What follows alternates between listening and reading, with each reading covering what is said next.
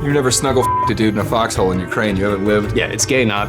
You're getting honey-dicked. I went and got drinks with Ukrainian intelligence guys. We got annihilated. Do they go hogging too? Do you guys go hogging? Can I trauma dump on you? Yeah, dude, dump on me, dog. The worst night was the drone night. I didn't realize that we were headed to the front, and I watched them just drop bombs on Russians. You're seeing blown up tanks, bombed out buildings. That's the moment where I realized, I'm like, what have I gotten myself into? Wow, are we glad you're here. Welcome to Man vs. Morning. I'm Jake Watson, and I am joined today by the wonderful Nolan the Sandalorian, Tack the Tactician, and our guest of honor, Chris Cappy. Thanks for joining us. Hello, everybody.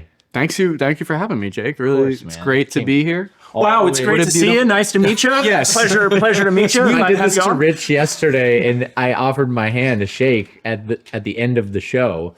And he said, "Nah, I'm not gonna shake your hand. Nah." Oh, was it not? It was No, he thought it was too corporate, rigid and formal. I'll take a handshake. Yeah. So thanks, man. Yeah. But then I reached over and he shook my hand. We did hugs this morning. We did. And that was very We did already intimate. hug it out. Yes, it was intimate is the word for it. We had a great brunch, as most people. As the boys do. As Yeah. the boys in San Antonio too. I like to call it a bro Broached it brunch. today. Yeah. Get your bros together, you have a brunch. Bro brunch. Bro, brunch. That's becoming a thing now. Is the San Antonio brunch? It's becoming The legendary. renowned. It's a holiday. Legendary. Yeah. You Every take day. a good- Every day. Every day is a holiday for the San Antonio brunch. 4 hours a day. Yeah, it's like the work calendar. You know, it's like, what's a federal holiday? But it's a San Antonio Just says- holiday. There's just a says brunch, brunch. every single day. You know, it's, 4 you know hours. it's a good brunch when you have to take a nap in the car afterwards. Yeah. You like walk out and you're like, I shouldn't drive. I'm gonna take a nap. No, the car's really warm and nice. So you just got in this morning.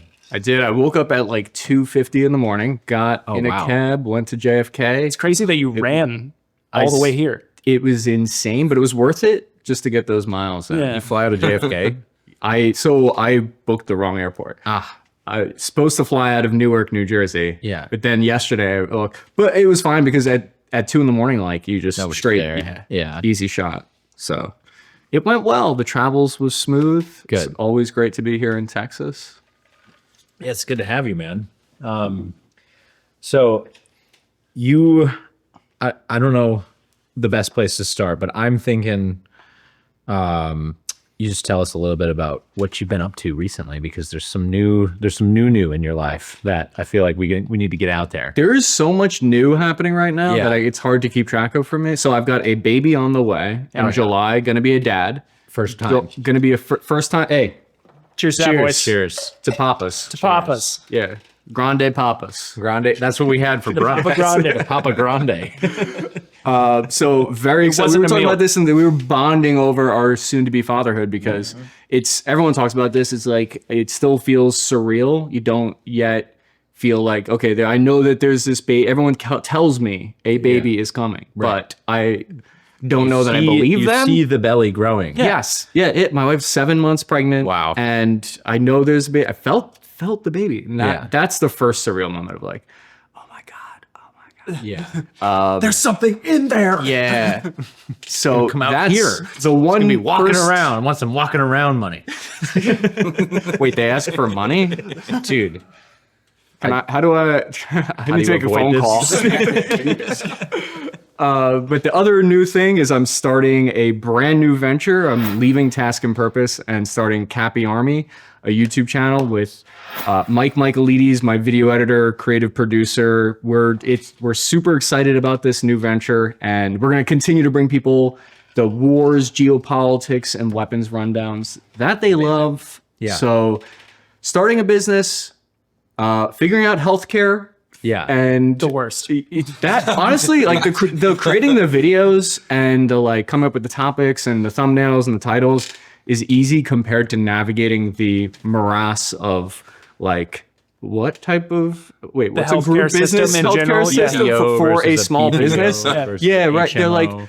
and the starting up the business process of like, how do you LLC or you C Corp or Yeah. like all of that was the hard part. I think but now this is I'm like excited to make the content that people like to enjoy. Hell yeah. See. I think I would rather be whipped in the street than have to go through all that stuff more. Why Yes. is it so awful? It's the worst. Watching, no one trying to figure out like health insurance with like a baby on the way and stuff has been like the craziest thing I've But ever that seen. hasn't been. It's like it's No, I not mean, at it's a all. lot like butt stuff. The first time is really difficult. The first time it hurts. Speak for yourself. The first time is very tough, and then after that, it gets easier. Oh, okay. Yes. Okay. I just got to keep. Wait, does no one else? You just got to keep Does trying. no one else feel Right. that way? You What about never butt give stuff? up. Yes. No, about starting a company. What are you talking about? Okay. Oh, What are sorry. you talking about? Jeez. You love to be gaslit, babe. So Cappy, what? So you said you're leaving Task and Purpose and doing your own stuff. And Cappy Army isn't a paramilitary organization; it's a YouTube Yeah. venture. Or is it? Is it? Could it be both? It's partly like if you want to join the Cappy Army, Yeah. then you subscribe to the channel. Sick. Joining the Cappy Army means that you might be called up to fight in a low-level conflict in lord Africa somewhere. situation. So like, You might get an email being like, okay, you just show up at 800 at Fort Dix, New Jersey, and we're flying out to starting a private military company it's one of the ways to keep in touch with the boys. hell yeah.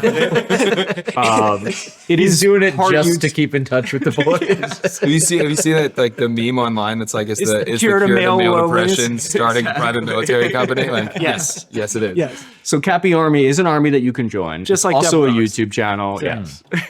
Sick. And so like, what are you going to primarily focus on with the channel? One of the things I'm excited to talk about is geopolitics. Like when I first started making YouTube videos, in the beginning, it was all weapons content. It was all just rifles. It was like all I talked about for basically the first 2 years.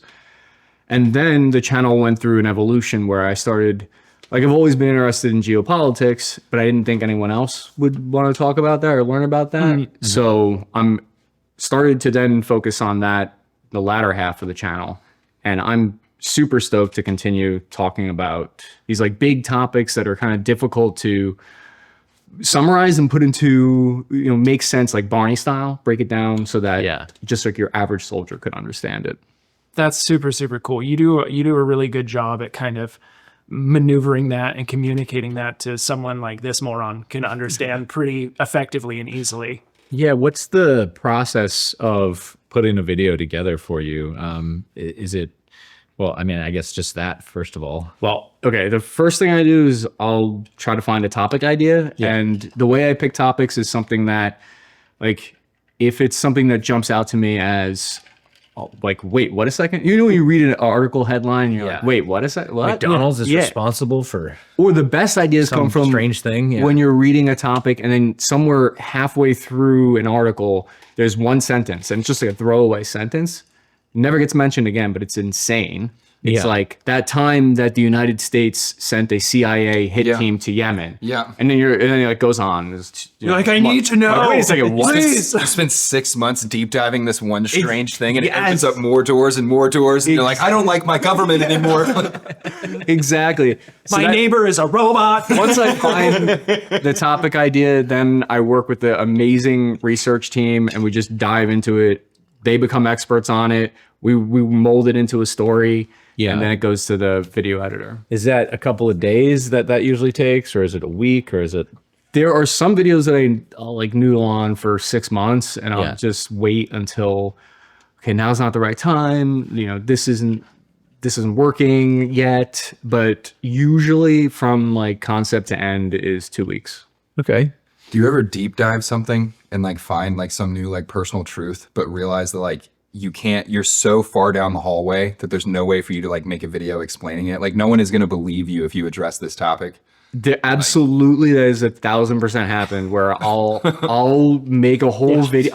I've researched, shot, edited a video, watched it, and I'm like, I can't put Yeah, no I one's can't gonna put this believe out. This is just I think Task and Purpose is doing that for you now.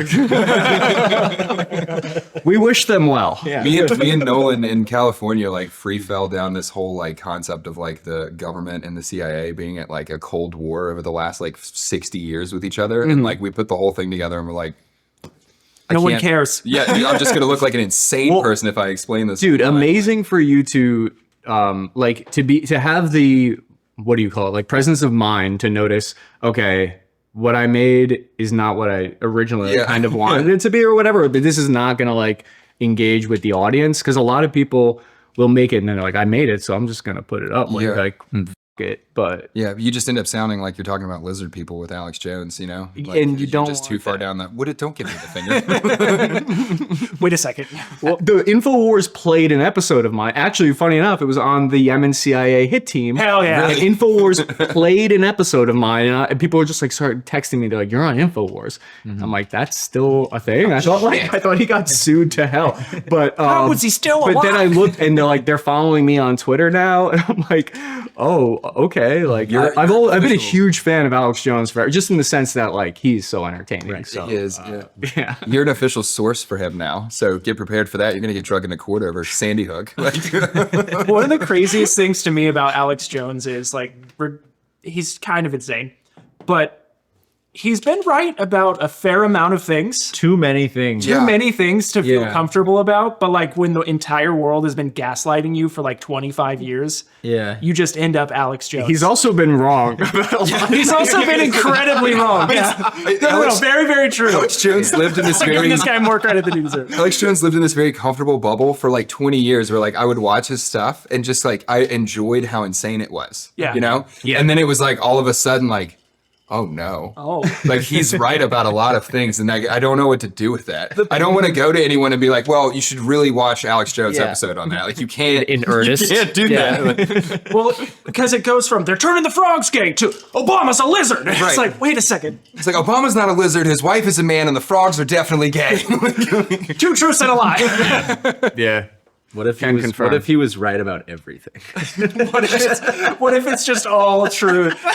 It was That's why they want him dead so bad. It was when states started banning, like officially, like states started banning. What is it called? The chemtrails behind planes. Yeah. Like states in the United States started banning that last year. Like, wait, like we're actually acknowledging that that's like the chemtrails are a real thing. Like, Wait, That was the Charlie Sorry. on the wall thing, though. what do you mean like, states started banning it? like Texas, Florida, or Tennessee, Florida, Arizona, I There's think? there's been a couple that have officially put into legislation that like if you're flying a plane over that airspace, you're not allowed to like have your like.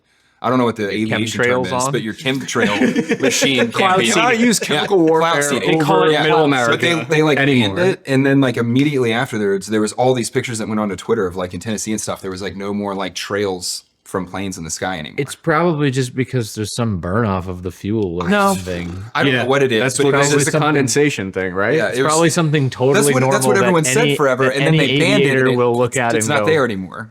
I mean, I don't know anything about this. but Clearly. if I just hearing it, it sounds like it's sounds some totally very insane. common thing that any aviator would recognize as some normal thing.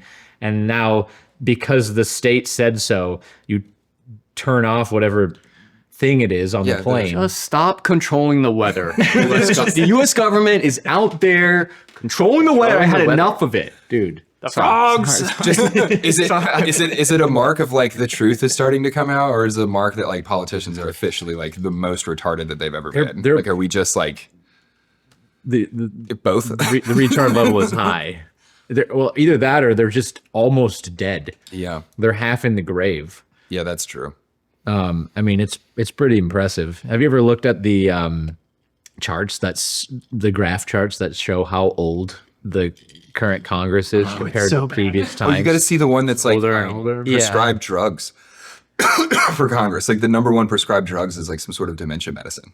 Like, Yeah. Oh, great, God. great. Like we're great. Oh God, Like we're just led by like that so much. aging, like mindless horrors. lizard people. The man-made horrors. They persist. What's like the craziest geopolitical thing that you've gotten into?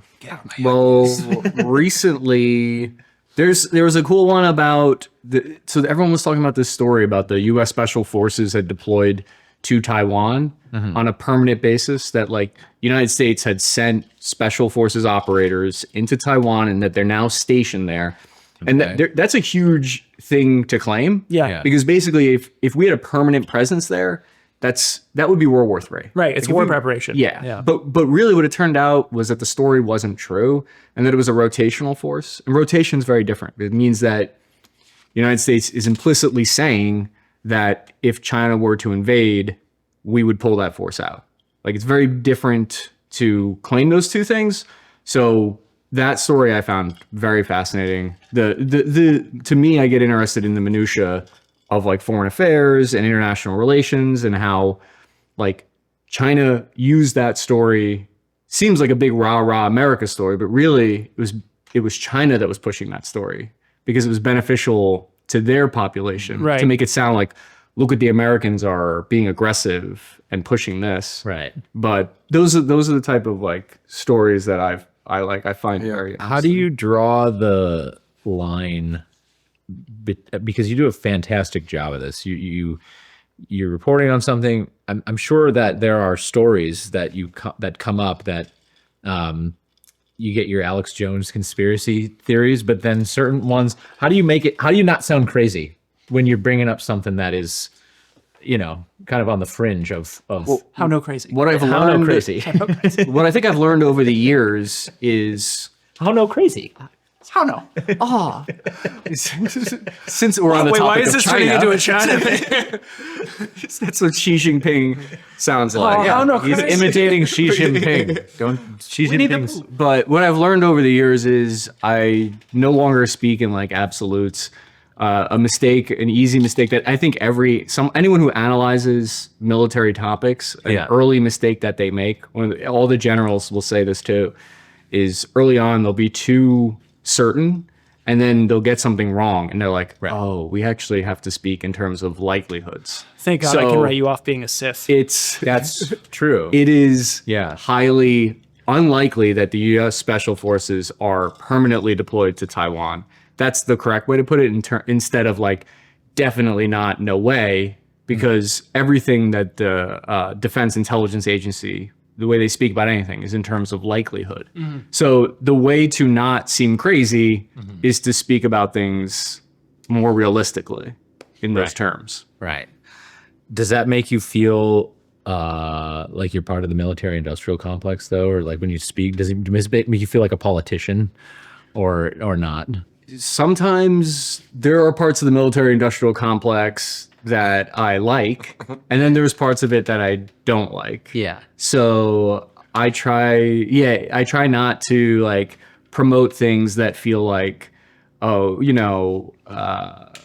like it would probably be more beneficial for me if there was more war.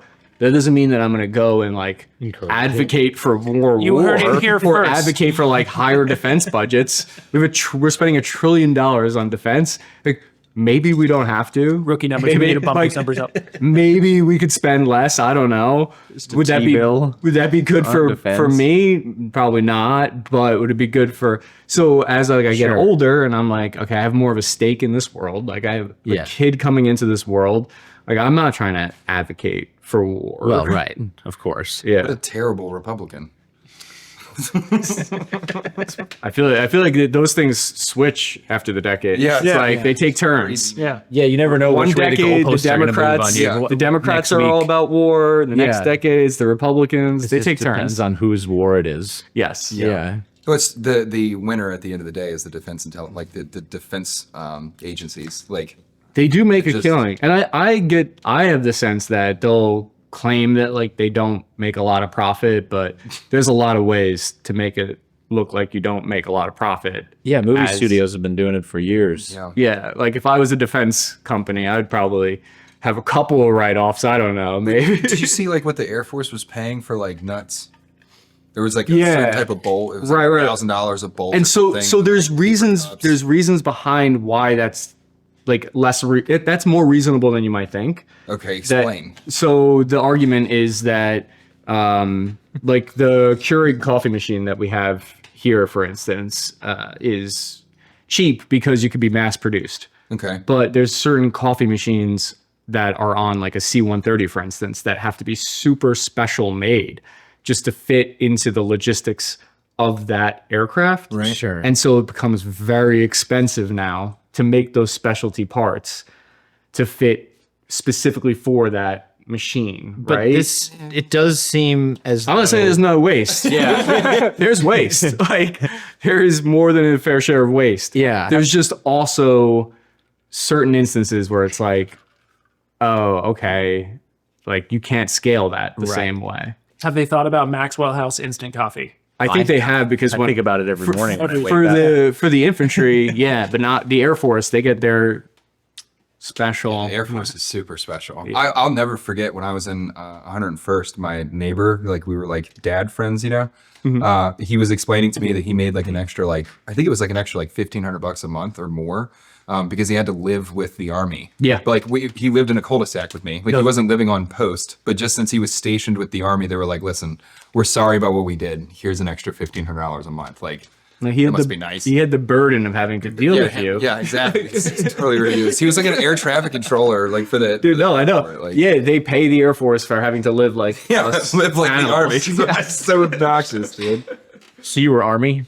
Yeah, I was Army, National Guard. I was a nasty girl. I was infantry. Nice. And yeah, it was good times. Yeah. Enjoyed it. Do you have any deployments? Iraq, Yeah, nasty girl deployments. it was What is that a like? filthy girl deployment. Yeah, what is that? Like? Dirty My bitch. fear of like having gone. Did they go nasty girl- hogging too? Oh yeah, do you guys go hogging? I know, I did. I know I did. I had a whole thing with this with Rich yesterday, Truffle explaining to them boys. like what hogging was. Wait, Rich has never gone hogging? no, yes. oh no, yes, he has, Angry yeah. cops, have you gone hogging? This is me asking if you. Yeah, deploying is the reason I like went active over like National Guard was like it seemed like the chain of command would have been terrifying.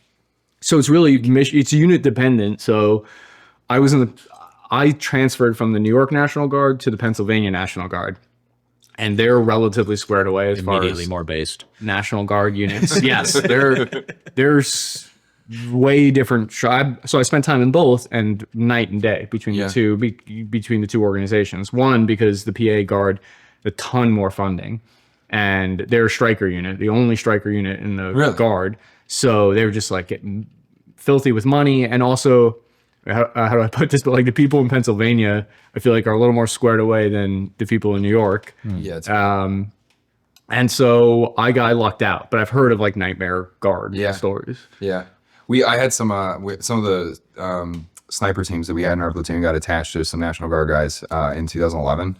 And like their chain of command was terrifying. Like they were like linking up with those guys every couple of months and finding out what they were doing. They were much more willing to pull the trigger on stuff versus like active, where it was like active was much more like career oriented, where the National Guard, they would just drop 2,000-pound bombs on nothing all the time. They weren't worried about it at all. But You mean the Because then dropping we're going freedom? back, we're going to our civilian jobs. yeah. like, Yeah, they're not know, worried about the career progression yeah. per se, but it just seemed like terrifying because they also like you're doing something a third of the time, like and 3 times the amount of war crimes. Somehow. right. Is that true? No. Is this a real statistic? I pulled that out of my ass. I want to know because, digesting all of the news and geopolitical information that you do, what can you like center down, or have you noticed like a specific country or that does more propaganda than any other specific country? You mean other than us? Yeah, Everybody- well, everyone does propaganda. Everybody does it. Okay? Everybody does it. If I That wasn't makes doing it, okay. somebody else would be doing it. I would say we're probably the best at propaganda. Really? We gotta be. Oh yeah, America has got to be Propaganda the best. kings? The Hollywood itself is like in fair. a way propaganda. It's us. It's like a cultural war. If there's the cultural war inside the United States, Yeah. but there's also the cultural war on the world stage. And we are winning that cultural war, and we are a powerhouse of culture. What kind of stories do you think we're selling ourselves Right through now, that propaganda? That we're the good guys. yeah, we are. Hell yeah. We're not the bad guys. We're the morally I don't- ambiguous guys. It's We're the interesting. morally ambiguous opportunists. if I wasn't doing it, somebody else would. Yeah. Yeah, I mean, Russia is also very effective with their propaganda. Ukraine is very effective with their propaganda. I don't know. China, I would say, is getting more appealing to the United States, but not to me. Yeah. Yeah.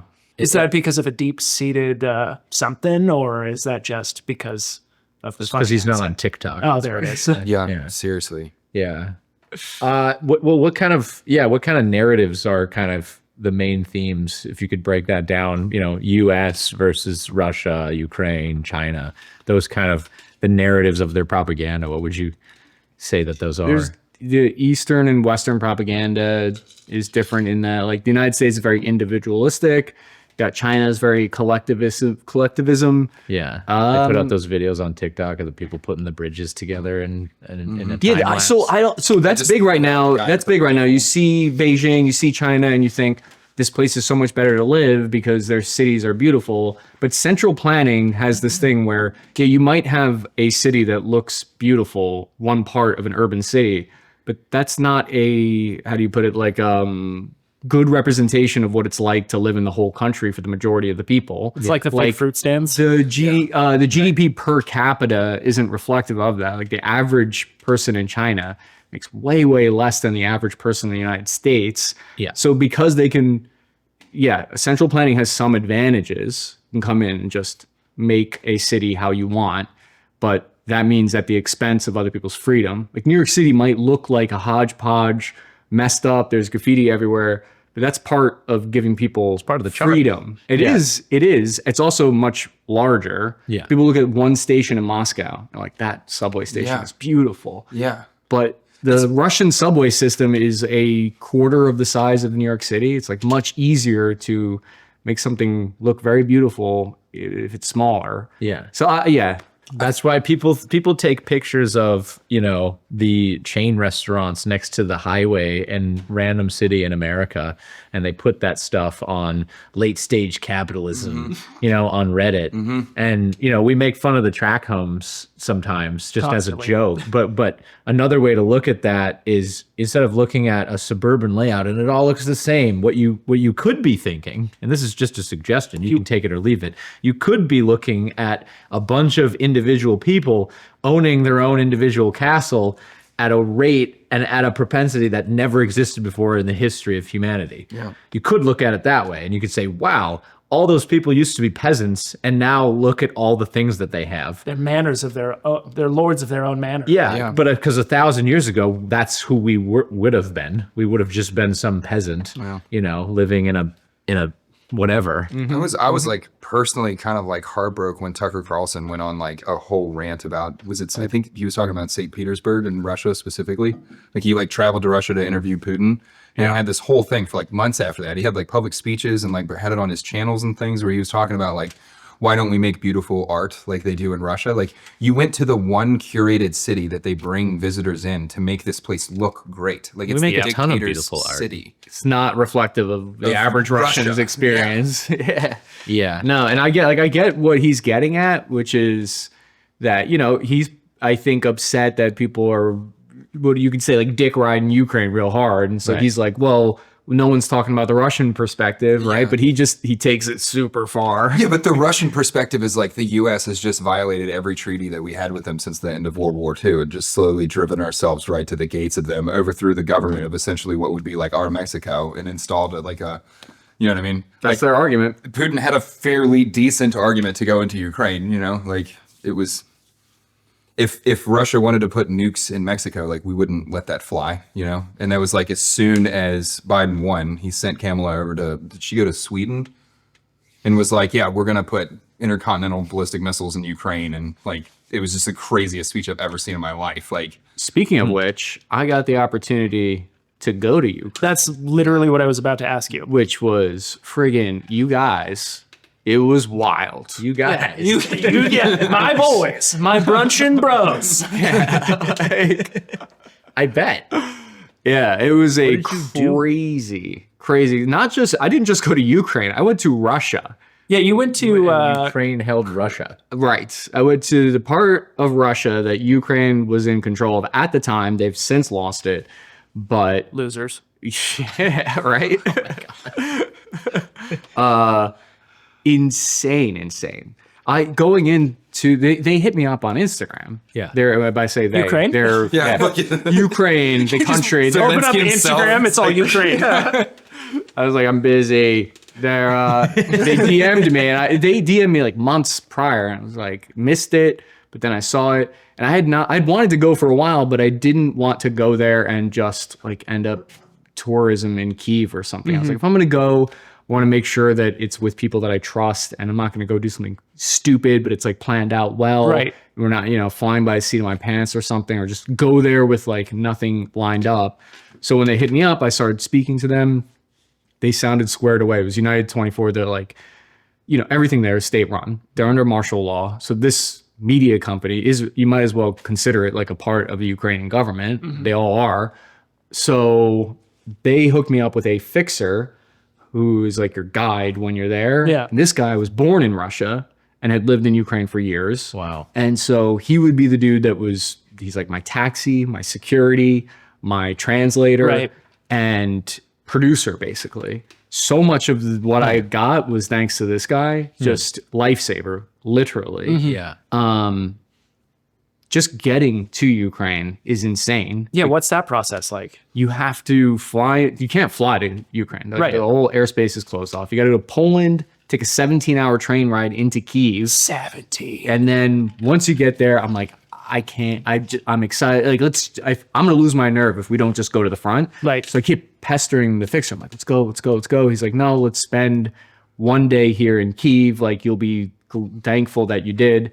Part of me wanted to say, like, no, you're wrong. I'm paying for this. You don't know me. I'm a hard ass. You asked me to come here. But then I'm like, okay, I'm gonna swallow my pride. This guy probably knows what he's talking about. I don't know. Maybe he lives here.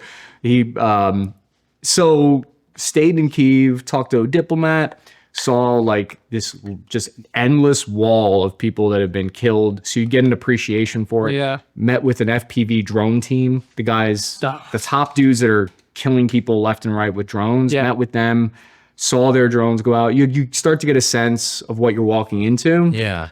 Then that night, I went and got drinks with Ukrainian intelligence guys.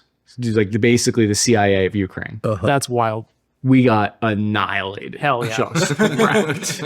And we're talking about communism, and we're like, he's making fun of America, I'm making fun of Ukraine. Like, we're hitting it off. He's like, I like you. A lot of Americans I don't like, but you're cool, Chris. Like, you know what? I like you too. Like a good spy. We were about to make out. I don't usually like you guys, but you're all right with me. You're getting honey dipped. And he's like, what can Term for this. What can I do for you? I'm like, if you could get me into Kursk, Russia, like that would be sick. And he's like, I actually know the guy that runs all the operations there. I know Kursk himself. Yeah. Mr. Kursk. So I thought he was full of shit. Yeah. Spent the rest of the night learning curses in Ukrainian. Yeah. And like, he's like, I'll set it up. I'm like, sure you will. And then he actually set it up and made it happen. I think I'm one of the only Western reporters to have. Yeah, I've never gone seen there. anything like that. Yeah. Like, what was the process like actually crossing into the front lines and into the area that they had control of at that time? So you meet in a city that's about an hour away from Russia, and there's an armored car waiting for us, driven by an intelligence guy. Okay. And it's that's the moment where I realize, I'm like, what have I gotten myself into? Because when I said, hey, can you get me into Kursk, I was half joking. Right. And now I'm like, I actually have to go. And I had just found out that my wife was pregnant a week earlier. So I'm like, what am I getting myself into? I'm a terrible dad. I'm Yes. a terrible dad. Like, I was half joking and full drunk. I don't know what I'm I doing. was ready. I was like, in Iraq, I guess I was definitely scared here and there, but this was, I had no weapon. Yeah. I was ready to throw up. Like, truly terrified. Did they give you a weapon at some point? Nothing. If you need a weapon, there'll be enough laying around on the ground.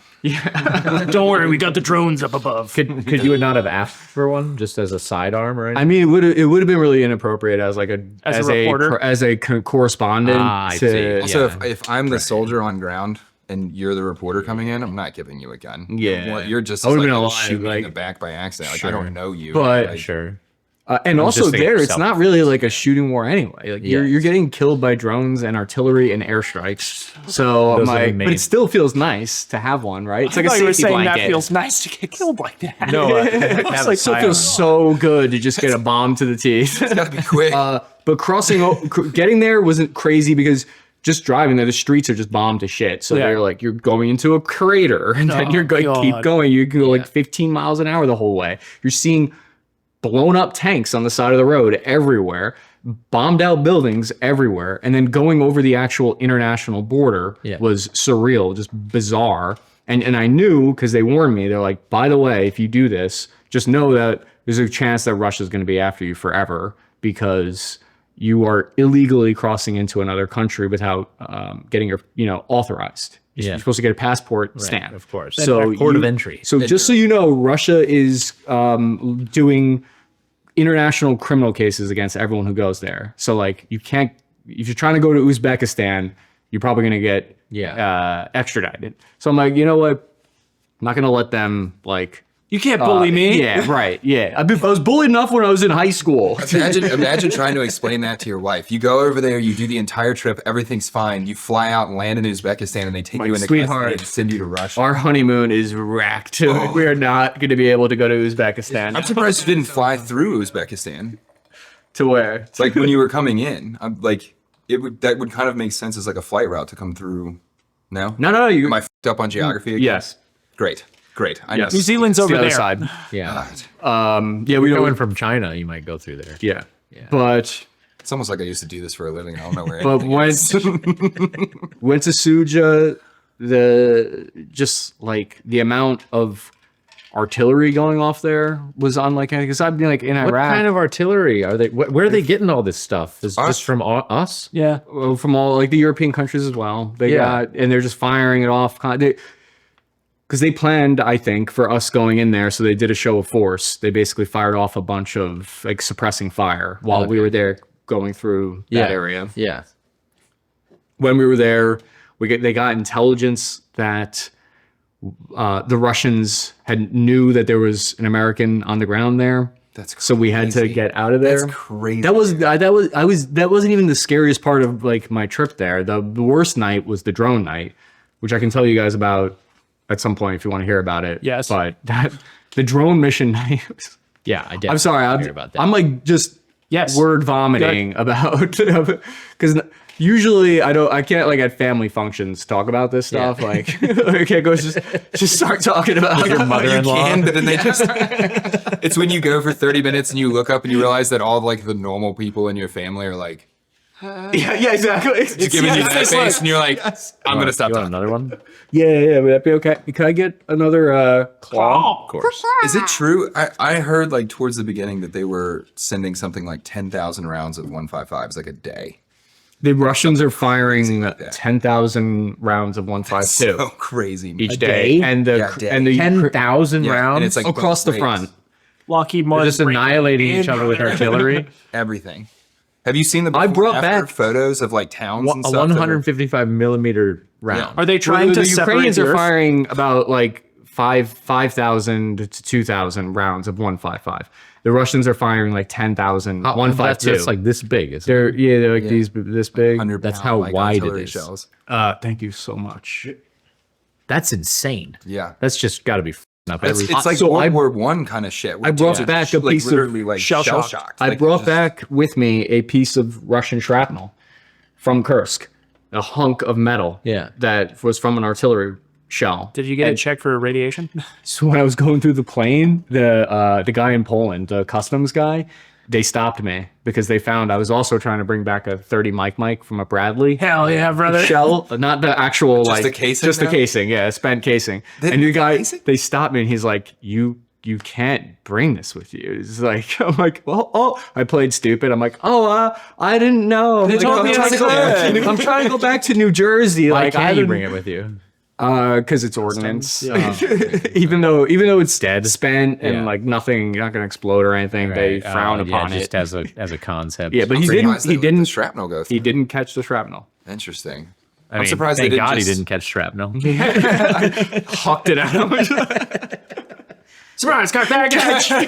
Okay, so drone night. Yeah, I want to hear about drone night, and then I want to hear. I got some other questions. This is fascinating. Dude, drone night was actually before Kursk, but I posted that video after.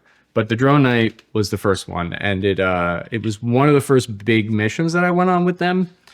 And there, I don't speak Ukrainian, so I don't know half of what's all going on. Yeah. But my fixer's like, okay, because you never know if you're going to be able to go to the front or not. Sometimes they say, hey, come over, we'll get you to the front, and it'll be good. And then you get there, and they're like, we can't. It's getting too many drones. Sorry. But so we just showed up at this place. They're like, get into the back of this Jeep.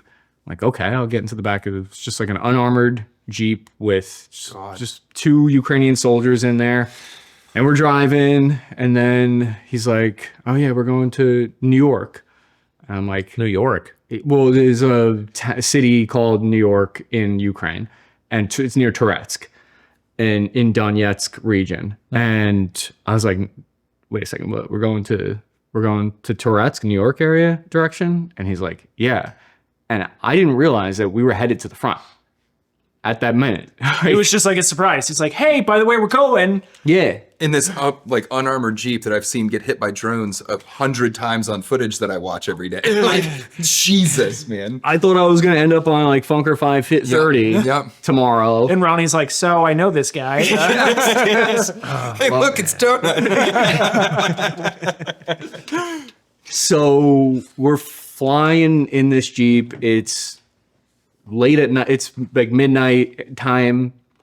And they turn off the lights, completely pitch black. The guy puts on his nods, and that's when I know it's getting rough. Yeah. And they're making jokes about like, what the are you doing here, dude? Yeah. Like, if I were you, I'd be back home with my wife. And I'm starting to think, what am I doing? Or were you what in the did back, I do? like regular army guys? I'm just in the back of this with this 4 of us. It's me, my fixer, and 2 Ukrainian soldiers. And in the back is a bunch of drone mortar rounds and batteries. So our mission is to bring the batteries, the drones batteries and the razor wire and the mortar rounds to this position at the front, and then go to another position close to there where they're going to run drone missions out of and drop bombs on Russian soldiers all night. And Oh my God. I'm like, okay, if I'm going with a drone team, we'll be like 20 kilometers from the front, Yeah. and we'll be fine. No, they put the drone teams right at the front so that they can fly 20 kilometers into the Further Russian in, lines yeah. and f up their lines all night. And so as we're driving there, I'm seeing artillery exploding like 100, 200 meters off to the side of the roads. It's just big explosions. And then they're calling out. They're like, oh, you see this like artillery fire, rocket fire. 200 yards away from where you're at, you're just seeing 155 rounds just land. Yeah. And if you watch the video, you can see it. There's just explosions. But I didn't really start getting terrified until it comes in over the radio that there's a Russian drone in our area looking for us. And so they say, okay, we're turning around, we're getting out of here. And I thought, okay, sweet. Like, we're mission abort, we're going home. That's it. I can at least say that, like, I tried. I did my best. Maintained my manhood. Yes. I gave it my best. This is not a fault. pussy. I there. didn't tell him to turn around. They're the You cowards. Ukrainian. Where you slowly vomit in your mouth in the back of the trunk. Oh my God. It was so nuts. There was another it's the Wild West there, where there's another Ukrainian in a pickup truck driving with his lights fully on. So just attracting it, basically waving a red booking, flag. yeah. I don't know if his nods weren't working or something. Did not give a fuck. The Ukrainians driving are like, what the are they doing? Are they trying to get us killed? Yeah. So we get another radio transmission that like the Russian drone is gone. It's good for you to go to the position, get into the basement. And I spend the night in the basement with this Ukrainian team. And I watch them just drop bombs on Russians that night, drop razor wire on them. And they hook up like the mortar round, put it on the drone. What they do every night is just absolutely insane. And the whole night, we're hearing Russian artillery trying to find us, just landing around. Yeah. And you hear it coming in. It sounds like a whistle, like, and then you wait, and everyone like stops. And they're like, okay. And I go back to like eating a beef jerky. And then there was one airstrike that went over us, and it sounded like basically a low flying jet. but it's a Russian cruise missile, because you know that because there's no jets in the whole country. There's no air traffic anywhere. Right. So you hear this thing flying over you, and then, and I just felt like, oh, the whole night I'm just like waiting for it to hit us. Yeah. Yeah. I bet you slept like a baby. It's The next day I stayed up 40 hours that Yeah, I night bet. because the next day we couldn't even sleep. And they gave me some kind of like anti-narcoleptic pill. meth. They gave you meth. You did meth in Ukraine. And I like snorted it off of his chest. It got real weird in that bunker, man. It's Eastern Europe. It's, when in Rome, it's totally acceptable. Don't judge back for their round two culture. because the chest hair. You've never snuggle a dude in a foxhole in Ukraine. You haven't lived. Yeah, it's gay not. Snuggle is a new term. Yeah, that's a new keeping one. that. Yeah, that's Thank you for letting me get that off my chest. dude. That's absolutely bonkers. How many like there's been a lot of like debate in the media landscape about like the actual like casualties over there. Was there anything that you like saw or experienced that could like confirm or deny Yes. kind of like So I 1000% went into it thinking they're inflating these numbers. There's no way that there's that many people dying and getting killed. Directly from that drone mission, I went to what's called the stabilization point. okay. Stabilization point is where they bring their casualties.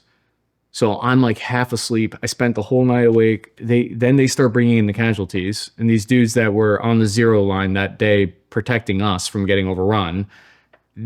3 or 4 of them had been hit by an FPV drone, and their eyes were fucked up. They couldn't open them, like with the shrapnel in their eyes. And the doctors went to work on them. That's 3 or 4, right? That morning. And I asked the doctor, I'm like, how many do you see in a day? Yeah. And she said, the nurse, I asked. And the nurse was like 15 in a day. Okay. So let's say, hypothetically, they're looking at 100. 15 casualties. Let's say they're looking at like 100 kilometers of the front. And that's 15 casualties. Multiply 100. The whole front is like 1,200 kilometers. So each day, on average, that's about 1,200. Yeah. So the scale of the fighting is what, if those numbers work out just like back of the napkin math, it seemed accurate to me. That's crazy, man. Yeah. And that entire conflict is accomplishing absolutely nothing. You know what I mean? Like it's just such a stalemate. It's such a political quagmire too, because I think like when you said that Ukraine was kind of waiting, or you were saying that they put down a lot of suppressing artillery fire for you guys to come in. I feel like that was kind of like what Ukraine did, is they were like, we're going to pick this fight, but the U.S. is going to back us immediately, and we just kind of didn't. It's very like Bay of Pigs kind of. Yeah, like how are you gonna tell Ukraine that, hey, we got your back, and then kind of only just give them the tip? Like, you can't play that way. Yeah. It seemed like if we were going to, you had to kind of make a decision. Like, do you want to protect Ukraine or do you not? Because those are both options, but doing sort of halfway. Yeah. I don't know. It's just a generation of Ukrainian dudes just getting slaughtered over there. So this is one of the things I couldn't. Russians too, but One of the things I couldn't show was that I spoke to the soldiers on the front, and they were saying like, they signed up for a 3-year contract, and it's been 7 years. Like these guys are. He's like, I want to go home. It's like, I want this war to be over. I want to go home. I don't want to be out here doing this shit every night. And you don't hear that often, but that's. I've also spoke to a bunch of guys that are like rah, but there's also a ton of dudes that are deserting on the Russian side too, definitely. But, these people they're exhausted. Like they want an end to this war. do you think it's something that we've kind of joked about here, that it's like, it's essentially Russians fighting Russians. Is there a moral good to that fight? Which is like trying to nail a moral good inside like combat zones is pretty difficult. But like, They wouldn't put it that way. No. Like as in terms of Russians fighting Russians. The way I look at it and the way I've heard them put it is that like, well, would you want to be under Russia's thumb or like part of the Western or the Europe? yeah. Would you want your children to be prosperous and Yeah. be in the Western society? Because anybody that like works with the West and us, friggin' like a lot of them get rich. Yeah. Like especially in Europe. There's parts of Europe that are just Poland and Latvia, the Baltic states. Yeah. So much better. Baltics are crushing it right now. So much better than how it was. When they were they under were Russia, Soviet. and then they were Yugoslavia, and now everyone wants to go there. Everyone wants to vacation there. Well, there's like 36 people there, so like the GDP is So off the would, charts. so like what would you do? What would you want for your kids, for instance? Like would you want to be under Russian rule or Europe? And then but at the same time I see Russia's point of view. Of course they're not going to let Ukraine go. So no one's ever put it in those terms to me, and that makes sense. Because obviously we've all thought about it to some degree, but that, I think that really sums it up. Why would you fight in a war like that? It's that would have to be the reason. Oh yeah. They would revolt and overthrow Zelensky in a minute if it wasn't if a large percent of them didn't feel it was worth dying for. And I feel like the only way you get, how many people have they lost? Probably 100,000 easy. Like the only way you get 100,000 men to die, give up their lives, a lot of them older, is if they think that their children would be so much better off Right. That's the under only European, Western. That's the only reason Only to fight for anything. You're not doing it for yourself. Yeah. Yes. Dude, 100,000 is crazy. What's the global war on terror numbers? Like 50, 300 or something like that? Something in that? Yeah, even if you include contractors and all, and I mean, okay, if you include partner forces as far as like the Iraqis and the Afghanis, no, that number would be like 100,000. But like Western forces, like you said, it's It's really under that 10. low. It's under 10. Yeah. Yeah. It's like between, I really As want in to say it's deaths, between like not 5 and casualties. 6. KIA, Yeah. Iraq was like 3. And I'm not even certain that they're all combat. Like that might be For some reason, I thought it was in the high teens. I don't know why I got that. The killer in the global war on terror was the own hand when they Afterward. came home. Yeah. Which is like a super real thing. Yeah.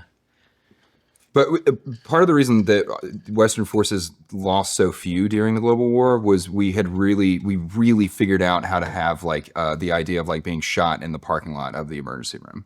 Yeah. Like 90% of the time you could take catastrophic wound and you were going to be in an operating room like within an hour. Yeah. Like we finally figured out how to like get you off the battlefield and into an operating room like within that golden hour. Yes. And like that was the thing that was the big difference between 20 years in conflict there versus Vietnam. It was Vietnam, like if you got schwacked in the bush somewhere, like that was it.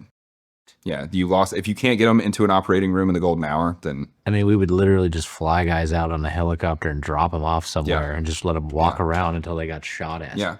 And the mission set. We were a proper country. We did that for 15 years. Yeah, but that's all the global war on terror was. Also, you just drive into some town and you knew it was bad, and you'd hang out until someone picked a fight with you. Like that's just all you were doing all day, and so you were always getting ambushed. You were never on the offensive in any way. Wow, I wonder why they don't like us.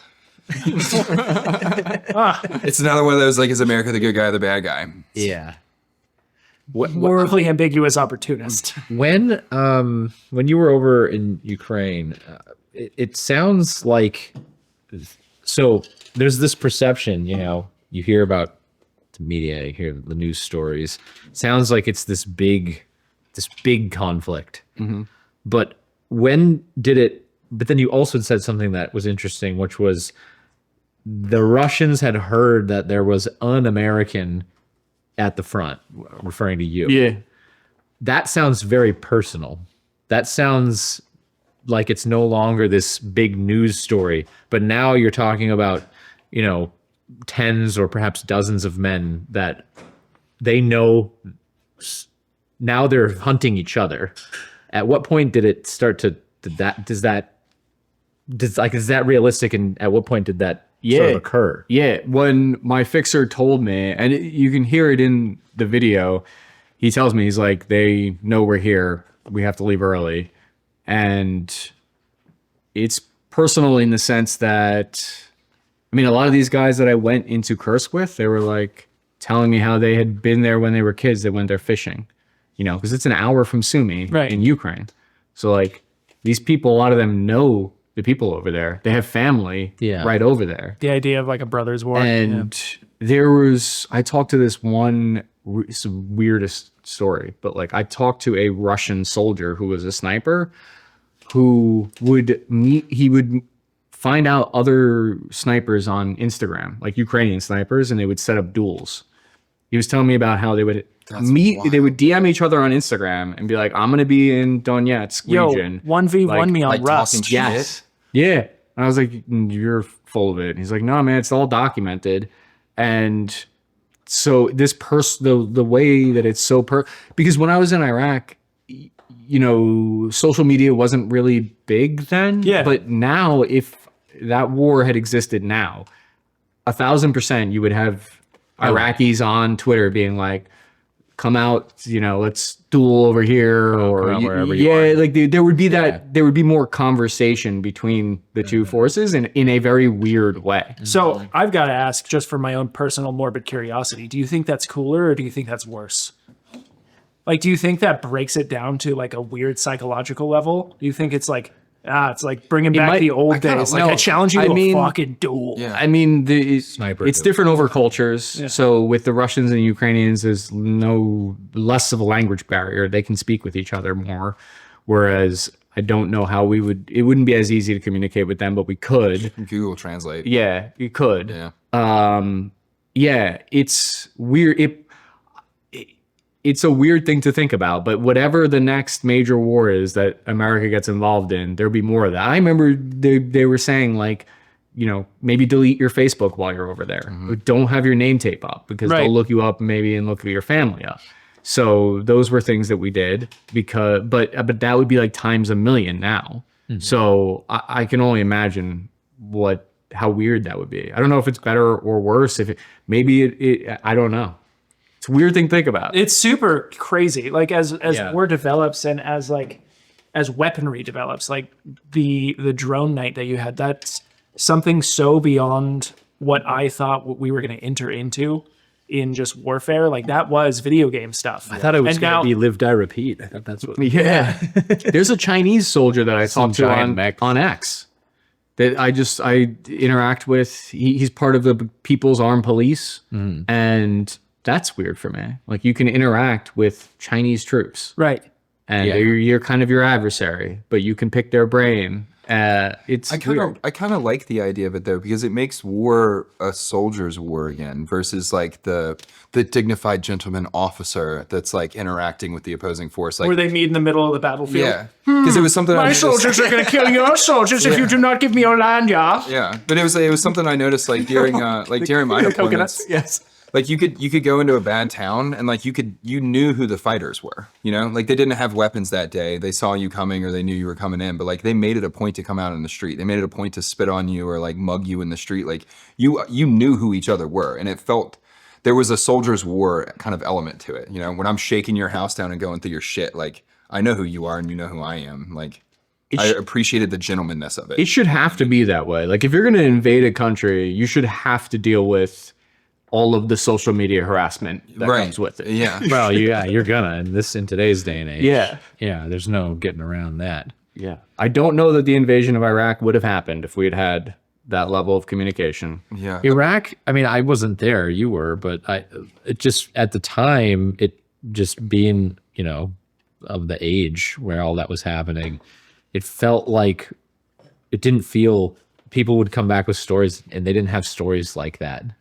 Well, I think the Maybe I'm Iraqis wrong couldn't about get that, they couldn't get but- their side of the story out before we invaded them. Like they couldn't really communicate effectively at all about like, you know, I don't know that America had such a dominance in terms of the media and whatever narrative kind of prevailed.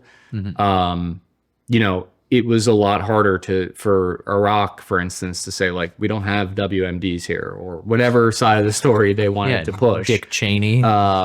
Thanks for that one, buddy. It's, you know, like a surreal thing in my life is when I see the shock and awe footage now as an adult. Yeah. Because like I remember 9/11 happens and then it's, you know, like we go into Afghanistan. Somehow we ended up in Iraq. And like, but like it's fine, right? Like Toby Keith is How did we playing. end up in and- Laos? Yes, it is. Yeah. Like hell are Toby we Keith's doing playing here? and Someone needed to pay. but like the surrealness now of watching shock and awe and like understanding what that is, like having been in those environments and like understanding like what an explosion feels like when you're around it, and just to realize that like we just bombed a city for like multiple days.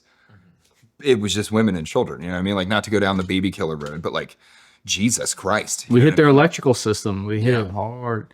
But you know what I want? You know what I would love to do and go and like see is the southern border. Like, I very much want to see what the situation well, we're close to it now, but like I'm trying to get embedded with, because there's a ton of more soldiers being put there on the border, dude. and like I'm really trying. I want to get embedded with them. I want to go to Cartel Island. You guys are familiar with the Fronton Island, which is I got the guy. Texas. We'll talk after this. I got the dude. I'll hook you up with him. He's an international reporter. He's been covering the cartel for like 20 That would years. be So amazing. anywhere you wanna Yes, go. that would be It's awesome. sick. Oh, you talking about Yon? Yeah, Hell Yon. yeah. That one's awesome. I'm thinking about maybe going to Mexico and embedding with Mexican special force or like forces, because people think that they get like rolled. No, the Mexican army and military roll the cartel over. Like, they mess them up whenever they're let to go free. Yeah. It's not like they're like, Not cartel you know, themselves. yes, right. There's corruption for sure. But like, there's also a side of the story that I think we don't hear enough about the Mexican army just like bodying. Well, that. yeah, those guys are running around with ARs without iron sights on Yeah. them. I mean, they don't know. It's still criminal shit at the end Yeah, of the they're day. yeah. It's just lots of drugs and, you know. They're. I mean, yeah, they have more weapons now, and they have a ton of money, but they also, yeah, they're not like training. If you think about like the criminal all a facade. organization will never care about the foot soldier. The Yeah. foot soldier lives to die for the criminal organization. Whereas like at least the That's government especially true organizations, in the like they criminal world. want the foot soldier to be good at what he does. Yeah. You know, like whereas the criminal organization, That is a shit. good example Yeah. of the difference. Yeah, yeah, that would be crazy. What's Cartel Island? So Fronton Island is this, I wouldn't say it's disputed, but it's an island between America and Mexico in Texas. It's part of where Texas. Yes, it's technically, and Texas has just in the last few days, Texas annexed it or like claimed it Hell yeah. internationally. Oh, Hell yeah, hey, but- Texas just got That's what bigger. I'm talking about, Texas. Texas just got full. Just like the Alamo, brother. didn't claim it as the U.S. Texas specifically was Yeah. like, that's us. Yeah. I love Texas. It's first That's state- why I talk so much It's shit. the first I state love of it. Texas. It's so insane. It doesn't belong to the U.S. It's ours. It's the first state of Texas. It's called Cartel Island, and it's Not for much over- longer, brother. We're sending the Marines, boy. We're gonna rename. We gave them a bunch of red crayons and they're ready to go to work. But it's the spot where the cartel was shooting at the border patrol in the last 2 months, and they're trafficking a lot of drugs there because the river is really low there. Okay. The dividing line between the two places. So the cartel uses it a way to traffic drugs through there. And I mean, there's also the story of like how there's a lot of weapons trafficked from America into Mexico that the cartel uses. So there's just a lot going on that I would like to, because anytime I go to a place and do corresponding, or like when I went to Iraq, it was because I wanted to understand better what's actually happening, and it's difficult for me to know without being there. Yeah, you learn so much. Yeah. Tackett and I went down to the border last year, 2 years ago. So It we was- went to the border. Yeah, sometime. it was last January. We went and jumped the this. border. That's when we met Johan Grillo. Bet. But the second we came in and we were like, they were kind of grumpy, and we were like, hey, like, we're trying to tell your story. Like, the reason we're doing what we're doing They is got we want to tell way your story. happier with us. They were like, okay. Yeah. Like, I'm not going to put your name on this, but like, tell me, like, what the f is actually going did on? they say? They were super the interesting. guy that talked to me, the guy that was letting me through, he was like, listen, everything that you're saying is a facade. Yeah. This is all just Yeah. a parade.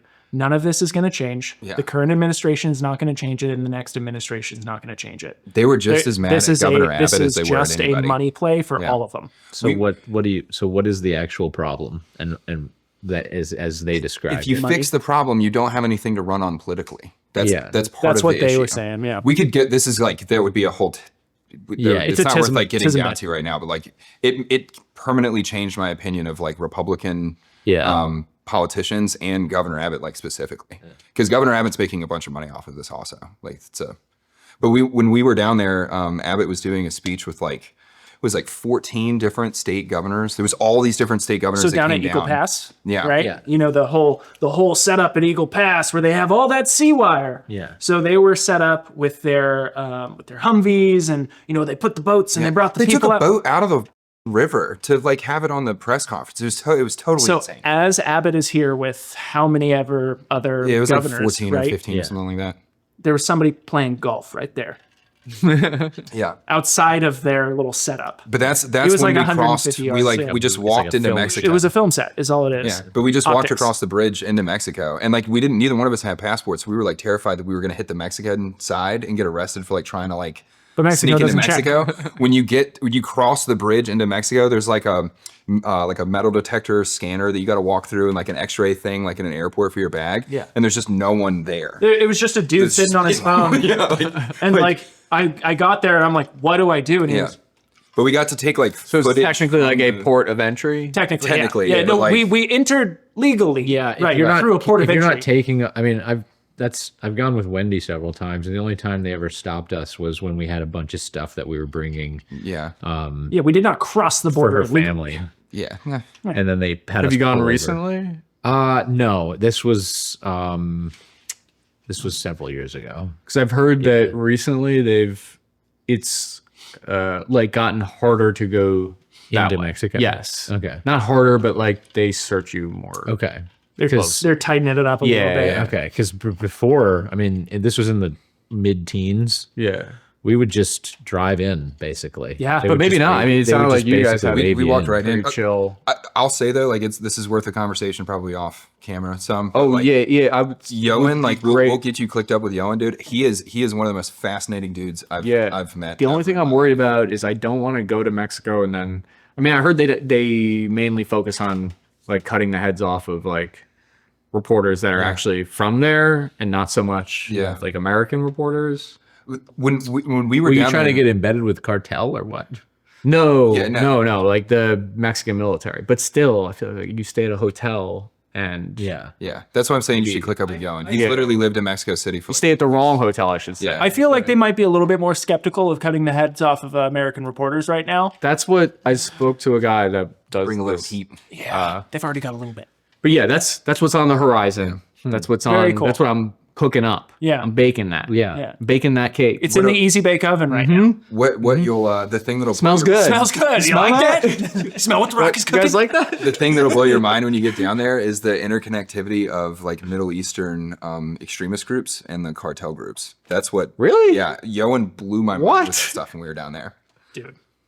Yeah, they're They facilitating. need to stop hanging out. Nothing. nothing. Not- It need to be separated. nothing's good's gonna come of That that. brunching with the bros is not a good thing. You're not brunching Can you with imagine that brunch? Dude, that'd But, be a like, wild nothing- brunch. Most extremist brunch. Nothing crosses the border without cartel say so. So the extremist groups that are coming across the border, especially during the Biden administration, it was all via cartel blessing. We should just watch Sicario. I feel like I'm just ready. Do you guys want to just turn it on real quick? It's a We're just gonna cut One real and- quick. We're gonna watch Sicario. We'll come back. Not the whole movie, just that scene at the border. Yeah. I don't think so. What's the guy's name with the glasses and the white shirt? He's like my CIA guy or the spirit animal. or the Mexican, not the Mexican. No, No, he's the a CIA super guy. white guy. Yeah, he's like modeled after a real life like Yeah, Delta yeah, guy. yeah. It's like Michael something. I forget what they. I don't know. But what's his the name? actor's Spirit name? He played in Burn Notice. I can tell you that much. Great show. Great show. Phenomenal show. Benicio. Benicio del Toro. That's the one who plays the other one. Yeah. Yeah. He plays the Sicario. Yeah. Right. Yeah. So I got a question. Yeah. It's been tickling my brain a little bit. I thought of this probably a week back when I was writing up stuff for you. I want to know. This is like kind of off the topic a little bit of like Ukraine and stuff like that. If you could choose any conflict throughout like human history, Yeah. what is one conflict that you would have wanted to go to and like kind of reported on and like seen it firsthand? Well, if I go to any in world history, In world history, you in the can't- history of people. you can't dog. you can't go back to one that's on video. You have to go back further to one that is like Oh yeah. you got to go to Alexander the Great. Okay, and like that's what I was and thinking. Look at that and just see what was the actual scale. What was his real Were elephants military smaller back then? Were they? could they have been? Were they even there? Yeah, Alexander the Great, 1,000%. I would love to just see any battle that he took. There was one, for instance, where supposedly he had his army put their shields down on the ground when the enemy force like shoved carts at them. Basically, interesting. It was in, I believe, Persia, and like this had worked for them forever. The Persians are cart pushers. Yes, everyone knows that Can about the confirm. Persians. Everybody, it's the first thing you think Yeah, of. but you you think just- of white BMW and chariot pusher. Yeah. So stereotypical of the Persians. Habibi, you tell me I pushed the cart. Yeah, I would have been the correspondent for Alexander the Great. Really? So are you pretty interested in history then? Like if you're choosing like Dude, I these love ancient battles. I love history, but it's tough. So we were talking about YouTube earlier, right? It's very difficult to create a channel where you can talk about, Alexander the Great one day and then talk about like the Houthis getting blown up by the Trump administration the next day. Oh no, you can create it. Yeah, it's just very difficult for the audience to right. be interested in both. Yeah. So I love history, but I haven't been able to cover it as much because it's so different but I would say I'm more passionate about current events. Yeah. Gotcha. Okay. Is that do you see any changes with the new channel and doing anything, or do you just Well, what I can say is this is very easy for me to say publicly. Is like at Task and Purpose, I could not create other channels. I could not create a side channel or I could, but I'll say this, I would not be compensated for creating like a history channel on the side, let's say. So I had done that in the past and it was doing very well. And then anyway, to not get into it, Yeah. I would be very excited to try out new things. Dude, you should and- call it Cappy's Recap. Oh, that's good. And you cover like old battles. Cappy's Recap. Yeah, dude. Cappy's Recap. Pepperbox exclusive. Can I steal that? Absolutely. It's yours. Can I take that? Easy bake. Here. easy bake? Oh, It's yours. It's locked in. I want to shake hands. Someone shake his hand. Just don't shake Jake's hand. Don't do it. Who knows where it's been? We're gonna do it. yes. That's very good. Yeah. And history's a passion of mine. I love Dan Carlin, for instance. Oh. great. Hardcore history. Yeah. Dude, Dan Carlin. Dan. Dan Carlin. Yeah, he does a phenomenal job of just describing all the little details of things to a level where you feel as if you are there. Very good. Very good. First-hand sources, just great. Yeah. Guy. Great guy. So how did you get into all this?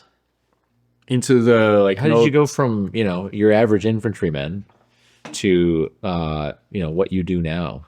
After I got back from Iraq, I finished school, worked in television for a little bit. I worked for The Daily Show with Jon Stewart. Oh shit! Really? Was not like writing for him or something. I He was a fluffer. getting He was a PA. I was sucking his when so under the table. Yeah, it's called a dick PA. Yeah. You're not just a PA. It's like a private first class. We call it a DPA in the industry. He was like DPA. he was like a personal hero of mine growing up. Oh, really? I, obsessed over his show. I got to meet him in Bagram, my first appointment. They did like one of those like meet and greet things, and there was like Carl Malone, David Blaine, and Carl Malone, the and, like, mailman. Like I don't give a shit about David Blaine. I like shook Carl Malone's hands because like that's cool. I like watched you like lose to Michael Jordan. Like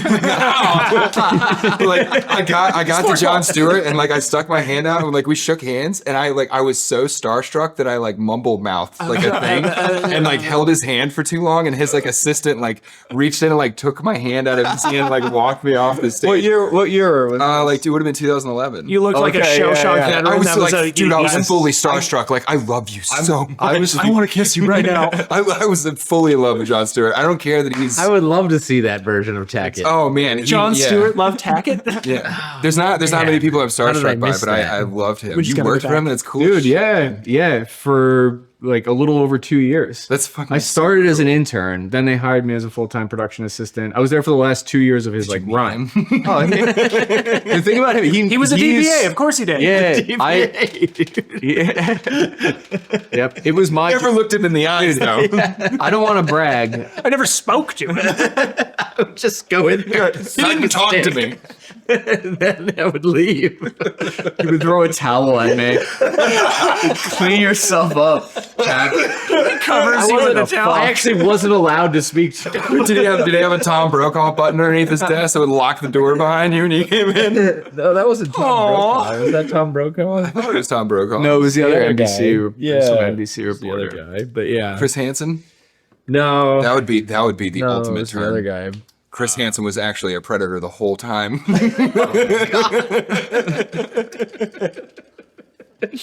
It's just all a plot. So Be careful. catch himself. That's how they were able to take down all these rings. He was a member. Be careful when you hunt monsters. You do not become a monster yourself. Just him at home disappointed with himself. Nietzsche strikes again. No. Okay, so you work for Jon Stewart. Yes, working for Jon Stewart. There is actually where I learned how to churn out like episodic content that's informative and like sort of fun too. That totally tracks. You just see how they make it into a machine. Yeah. And Behind the curtain, under the pants. exactly. Like taking notes. Oh wow, that's really funny. But yeah, like the only reason they hired me is because I was a veteran. Like Jon Stewart, people don't know this because he doesn't talk about it, but like huge supporter of the veteran community.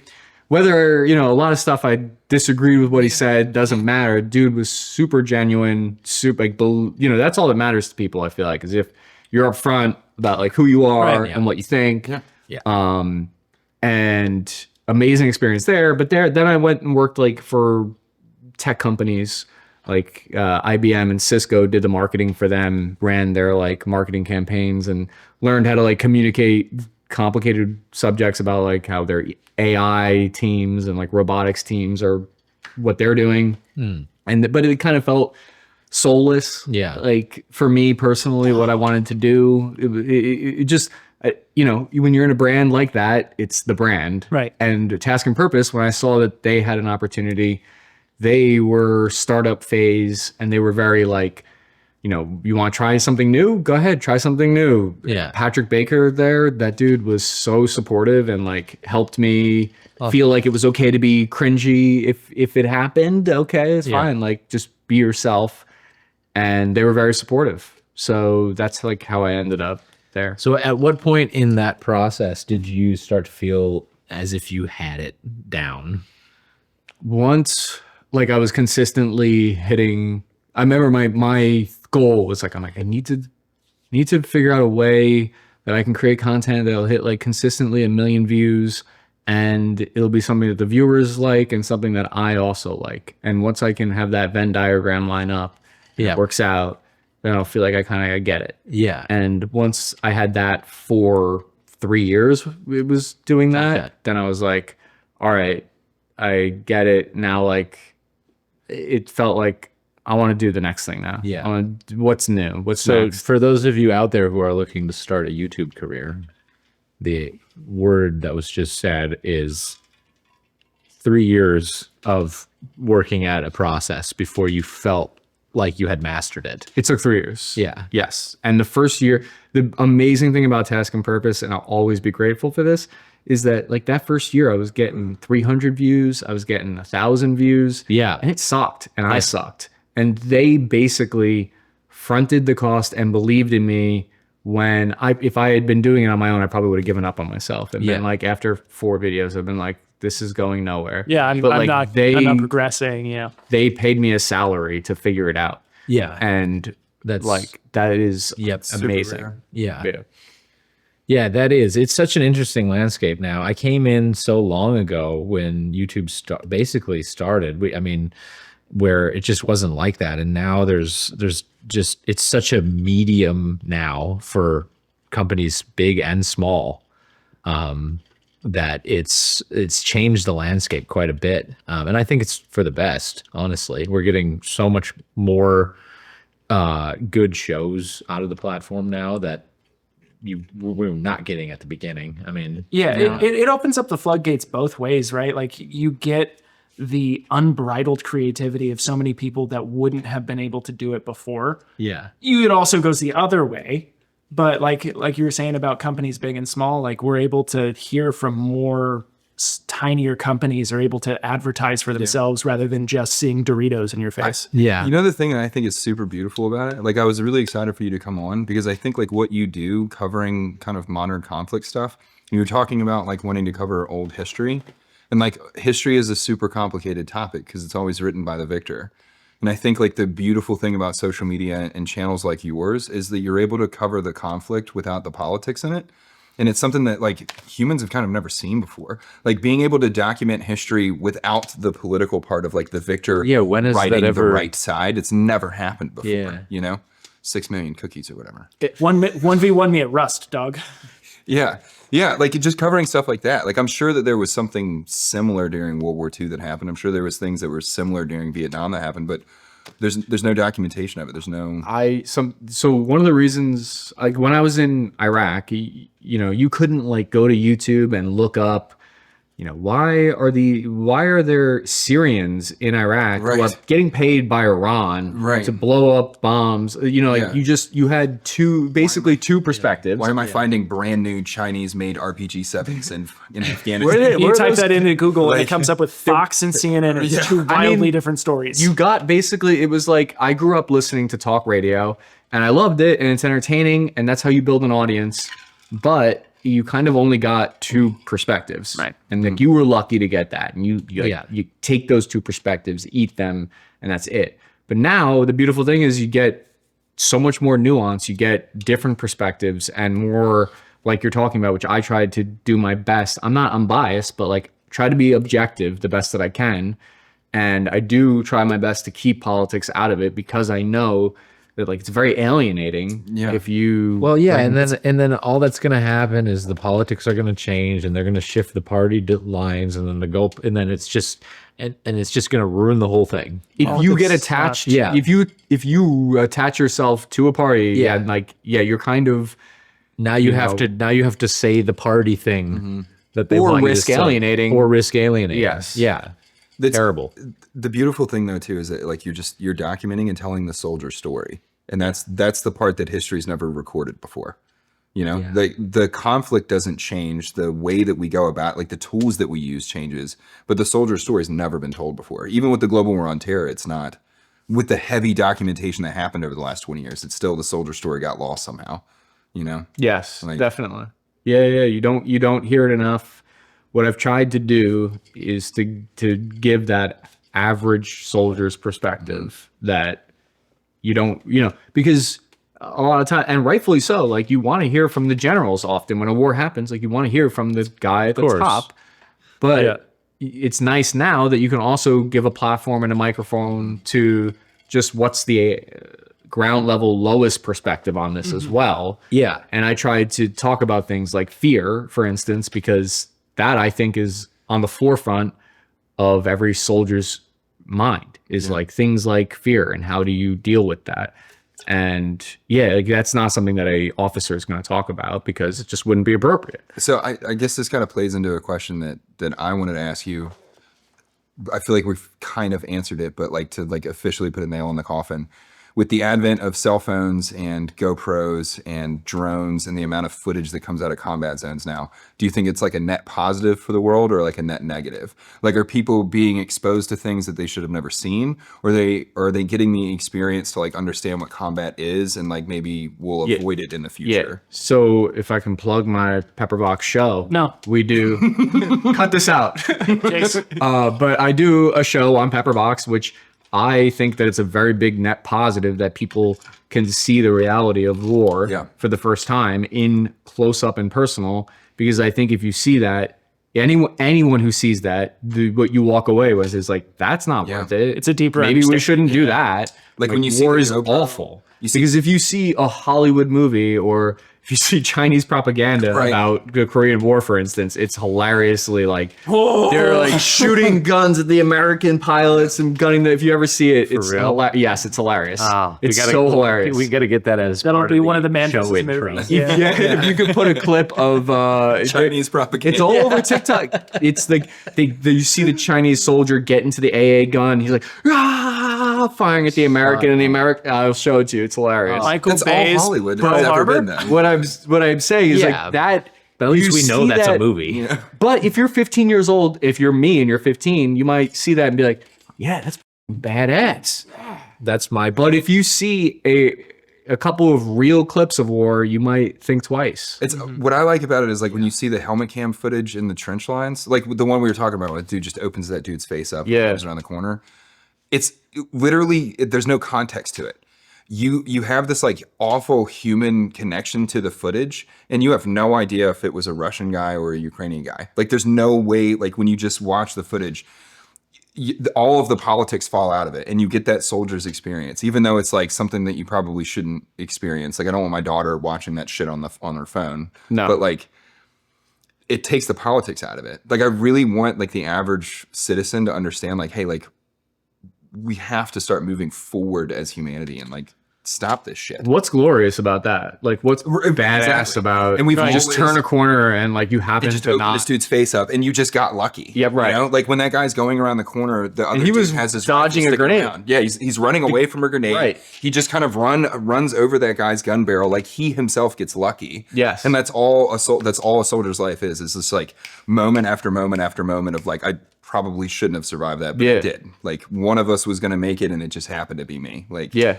And the average like civilian doesn't get it. Well, I feel like that's like from my perspective, I feel like that's the biggest like disconnect from like civilian and even like Yeah. high-ranking officers in the military, Oh, kind of yeah. like the president. Like they're just numbers. It's a numbers It's all game, numbers, right? Yeah. And It's as long like, as you put a Toby Keith song in the background, then America. I'll put a boot in your ass. dubstep. That's the They love to American put the way. That's the dubstep American to it. way. Yeah, Truly. I guess the Toby Keith of Ukraine is dubstep music. It's like house music. Yeah. Boom, boom. There'll be a whole generation of this Ukrainian DJ. guys that hate house music. Are they from Moldova? Is this Russian DJ? God, yeah. The Eastern European stereotypes are So true. Walk into any restaurant and like the 99 Luftwaffe balloons is playing. Right. Always. Like, Well, Cappy, we do a segment with each one of our guests. Yes. And we haven't done this segment yet. we haven't done this segment yet, so I'm you're excited to first see one. how it turns out. Oh, is this nice? So we're doing trauma dump. Didn't we just do that for the last? Basically. Literally what we did. But so basically, we had another one that we were thinking of called mansplaining, and it's kind of all congealed into trauma dump. And it's what it is like lessons that you've learned as being a man, or just a moment in time that has been really impactful to you and that you've learned from and grown from. Yeah. Pick any moment right now, immediately go. I've got a couple. Yeah, and some that like you would want to impart upon a viewer, someone like you're passing down A some little knowledge, morsel of knowledge. with a little bit of to Cappy the next wisdom, if you person will. after you. Sure. Yeah. Well, I think a big moment for me was one time. So I was making content and I put up this video. And I thought this video is Jon Stewart called me into Banger. his office.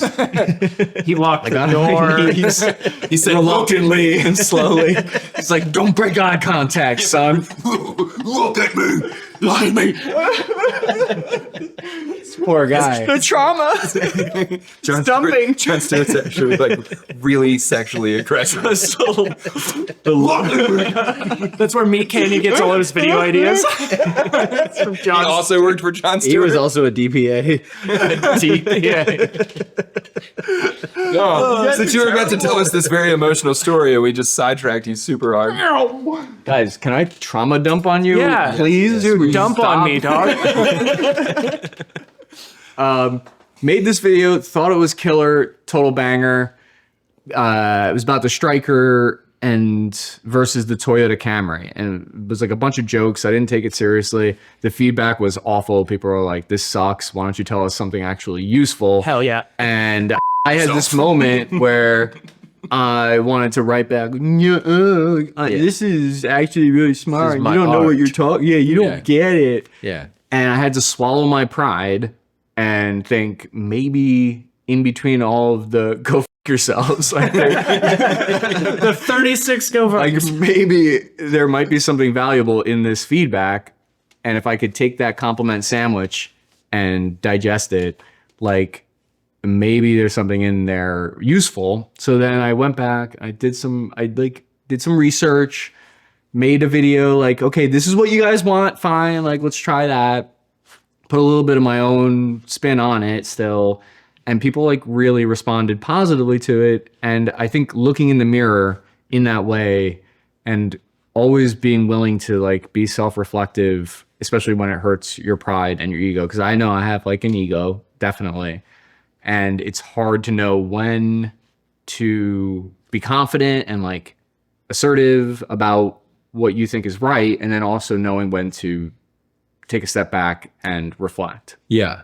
Yeah, that's a huge lesson. That's a super important one. And that's honestly, that's how you get better. Yeah. If you're not doing that, you're not getting better. Yeah.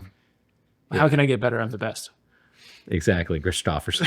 He's Christopherson. Have you seen the Fantastic Mr. Fox? You are the Christopherson? He's Wait, you've Christopherson. seen this movie too?